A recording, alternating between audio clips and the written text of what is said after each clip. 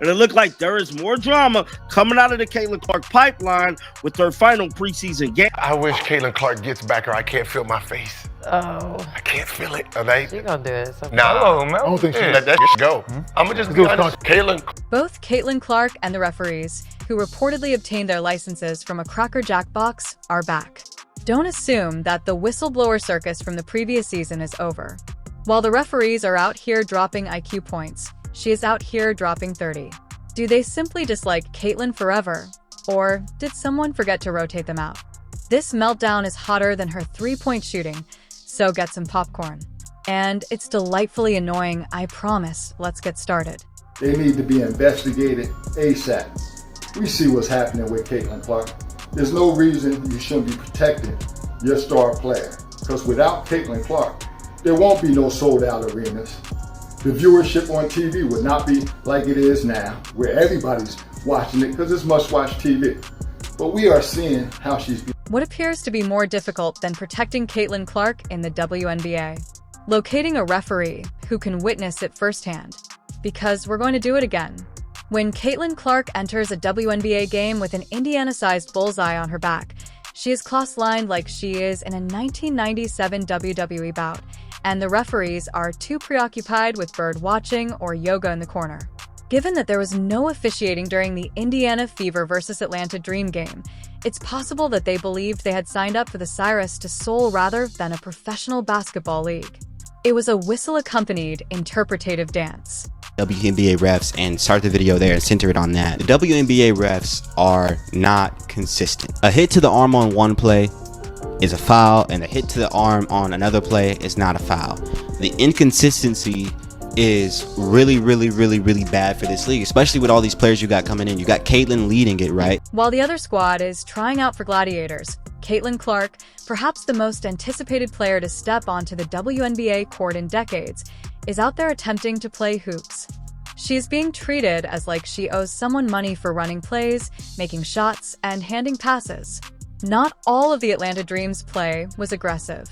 The game plan appeared to be printed on a scroll with the words Step 1, stop Caitlin on it. Step 2, try physical assault if you are unable to stop Caitlin. The DJ Carrington situation. Yesterday, I did a DJ Carrington video kind of breaking down that whole thing, technical on that.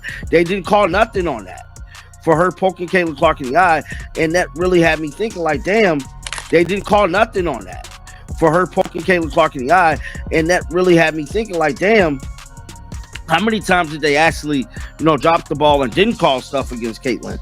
Now, Caitlin got called for a technical for hitting the back of the backboard. And there is still nothing at all in the references. Not a sold ATA traffic signal. Your chances of receiving a foul call are higher. But hold on, things will improve. When a whistle was blown, it was to give Caitlin Clark her first 2025 technical foul. Yes, exactly. When she appeared irritated, the referees brought out the yellow card even though they had missed every single unlawful hit on her body. The true offense here seems to be voicing frustration in court after being robbed. Caitlin was tripped, shoved, and elbowed. The true issue, though, is her tone. Clark gets her first tech.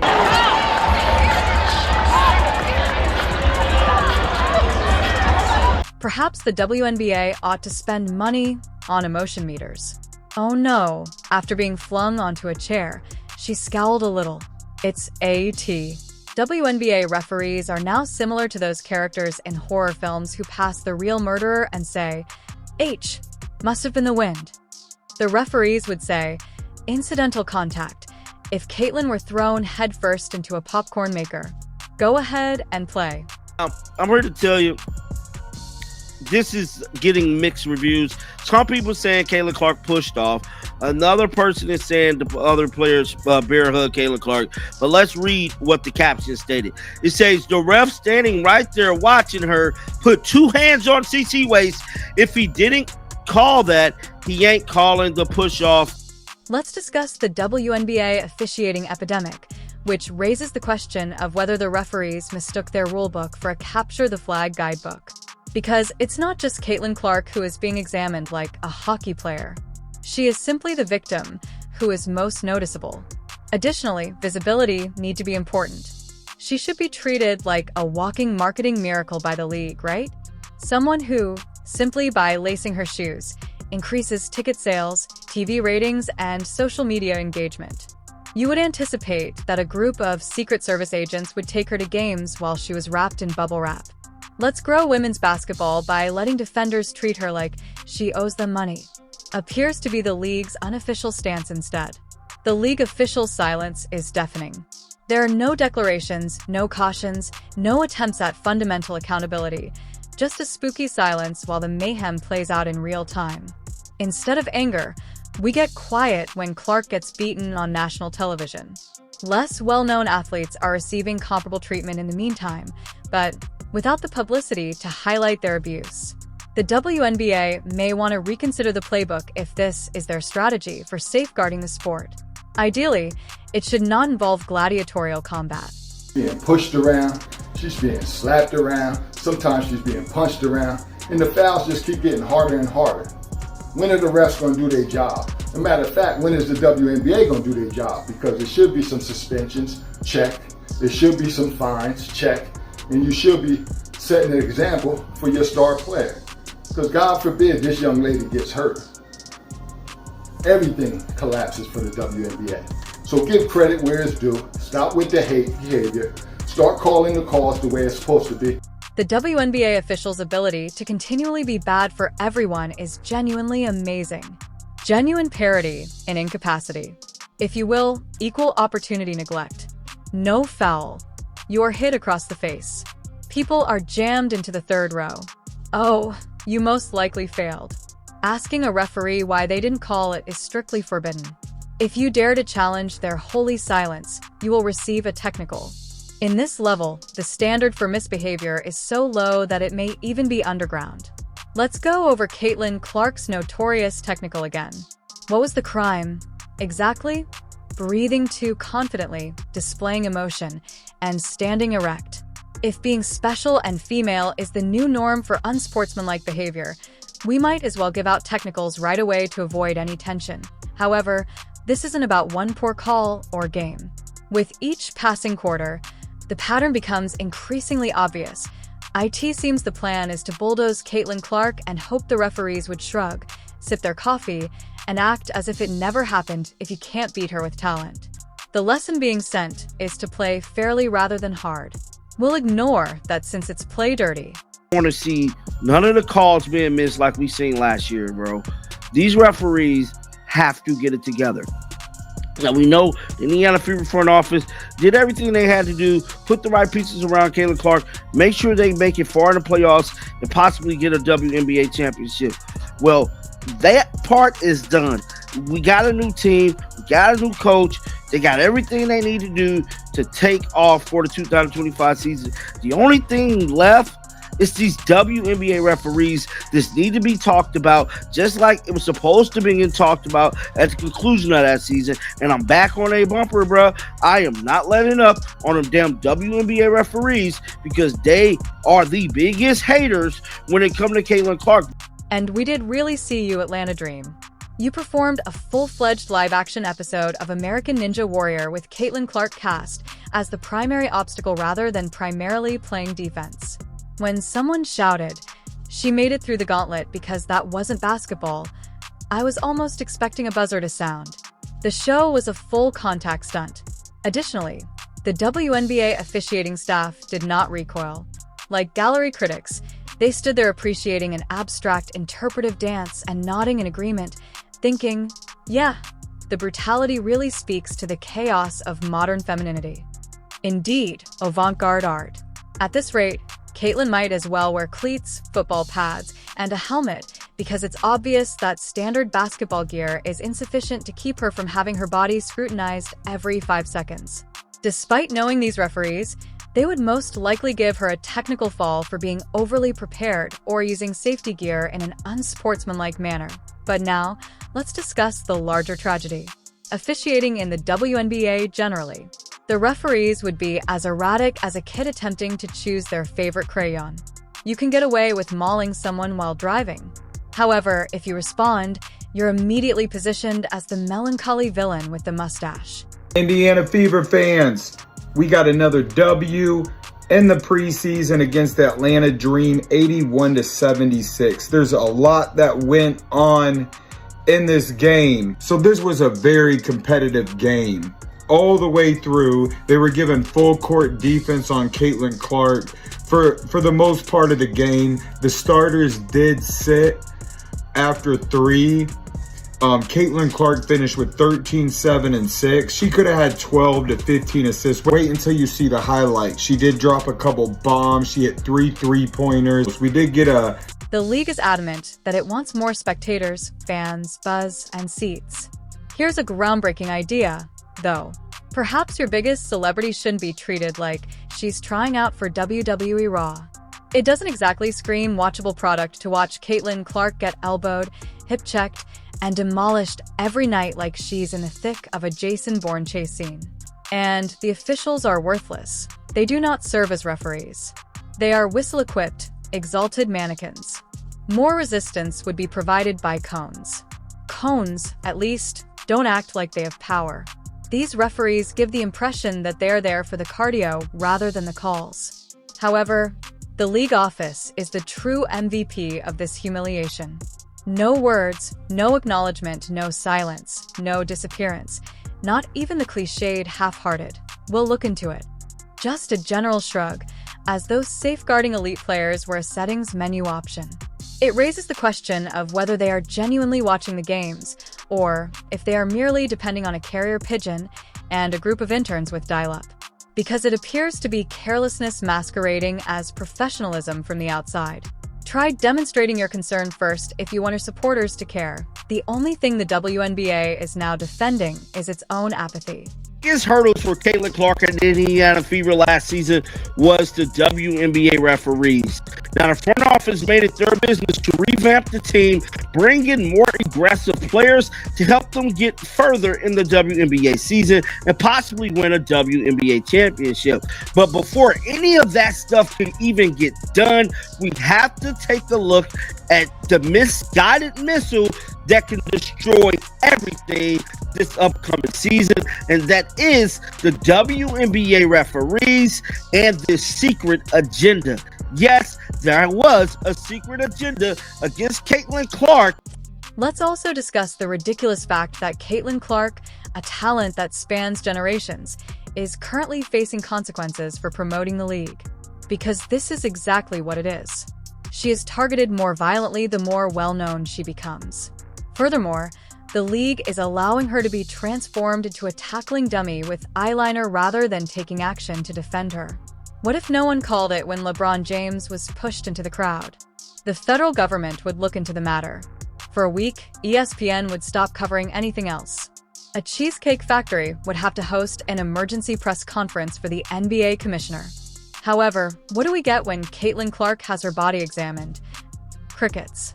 It seems as though a silent animosity is growing throughout the league. For example, how can this youthful, ebullient athlete appear, set records, and want to be regarded like a real basketball player rather than a leg puppet? It's a delightful irony. The WNBA is now receiving the media attention it has long desired, but rather of taking full advantage of it, they are letting it unfold like a blooper reel. Now, on to the fun stuff. So I don't know if you guys know, but Caitlin Clark did promise Coach Stephanie White that she would only get 2 techs for the season. And she has already received her first before the season started. No, this does not count towards the season technical fouls, but if she is promising Steph White 2 techs for the season and has already received her second tech in her second game, I wouldn't bet on her only getting 2 techs. But you know, it is Caitlin Clark, and whatever she puts her mind to, she can usually accomplish. Can we discuss how severely allergic those referees are to basic reason? While we're on the subject, they seem to have an EpiPen for reasoning, but they won't use it if a player is completely flattened in 1 minute. Full WWE suplex energy, and the whistle is quiet, as if it were ready for a nap. We go into whistle symphony mode the following minute when someone breathes too forcefully in the paint. A technical foul with a side eye, a raised eyebrow, impending ejection. The officials appear to be conducting a cutting-edge performance art exercise known as What If Basketball, but in reverse. Their rules seem to have been drafted by a group of squirrels who read legal disclaimers and drank espresso. Or worse, by consultants who undoubtedly created a PowerPoint on it but have never seen a whole quarter. Let's simply refer to it as such. Refereeing in the WNBA isn't always awful. These days, it's almost a genre, and the middle of psychological terror and the most ridiculous hilarity. In whistle form, 50 Shades of Missed Calls is a fever dream. You didn't request this Netflix special, but you can't stop watching it because it's so incredibly disorganized that it almost feels like satire. Right now, the only thing that is consistent is the inconsistency. Bravo illusions. Unadulterated insanity. Fouls are definitely surprising at times. I feel like I do get help. She sold this flop perfectly. I gotta tip my hat to it. Had her hand on her chest. Most people who flop, they always do the little face thing. And she sold it perfectly. I gotta give it to her. Here's like a play from a different game. Watch Caitlin's reaction. She wanted to really call out. But Caitlin Clark's 2025 first technical foul, which we already discussed, isn't a dramatic story of a rookie losing her composure or losing her temper under duress. No, it tells the tale of a player who, after 4 consecutive quarters of being treated as a human trampoline, eventually reacts. She didn't yell at the referees, throw punches, or perform a WWE-style takedown at half court. After going through another night of contact that felt more like a wrestling bout than a basketball game, she just vented her displeasure. And she receives a tech for that. Let's be honest, really. The mayhem wasn't started by Caitlin Clark. She is simply guilty of turning up and having the audacity to be exceptional. However, she is presented as the issue in this perverted story. It's almost amazing how the WNBA, with the help of a handful of referees who appear more disoriented than a GPS without service, managed to ruin what should have been a season of celebration, an explosive rookie campaign, filled venues, a spike in viewership, and retail sales. She just got a technical foul for talking to the ref after a turnover led to an open Bree Jones layup. Looks like she was looking for a foul on the possession that led to the turnover. Before you ask, I don't think they count towards the 7 in a regular season, but I'm not sure. And this is the foul that she was arguing with the ref about. When Clark is shoved, hacked, or flattened, the referees have repeatedly neglected to call the obvious fouls, only to discover their whistles when she dares to react. Perhaps give them brooms if they refuse to perform their duties. They could at least then pick up the debris they left behind. Superstar privileges are not what Clark is requesting. All she is requesting is an equal opportunity and a level playing field. The only regulation that appears to apply in the WNBA at the moment is that all bets are off when Caitlin Clark has the ball, so equal enforcement of the rules shouldn't be a contentious demand. The discrepancy is embarrassing in addition to being annoying. Additionally, the league could miss the greatest chance it has had in decades if it is not careful. Perhaps the league will finally make a statement. Perhaps the referees will receive instruction. Perhaps when pigs fly, they will call fouls more accurately, consistently, and with fewer blind spots. Who knows? What's brutally clear at this point is that Caitlin Clark is being treated like a full-contact athlete outside of the WNBA. Attendance for Indiana Fever games? Are you kidding me? WNBA draft, games on ABC, ESPN, television ratings. She's directly responsible. And people were resenting her for it like she was the cause of the problems that they had for the lack of recognition. No, she just happened to be born white. That's it. Caitlin Clark hasn't spoken against anybody. She hasn't assisted in denying anybody else the privileges they deserve. If anything, she's tried to provide assistance. A rising tide lifts all boats. She's trying to be the rising tide that lifts the boat. With the officials and a neon sign that says, "Hit me," it seems like every defender views her as a target. It seems that they are too preoccupied with counting popcorn kernels to pay attention. It's not just hard fouls that Clark is taking. She is being dragged, shoved, elbowed, and body-checked as if she had accidentally strolled into a hockey arena. What does she receive in exchange? The referees swallowed whistles, and the stares were blank.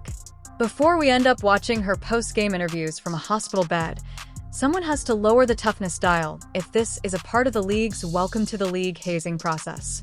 Caitlin Clark may have to attach a GoPro to each referee's head or dress in armor if she hopes to make it through a whole WNBA season in order to receive a fair call. Because that is the true technical foul, According to the current officials, Caitlin Clark has returned, along with the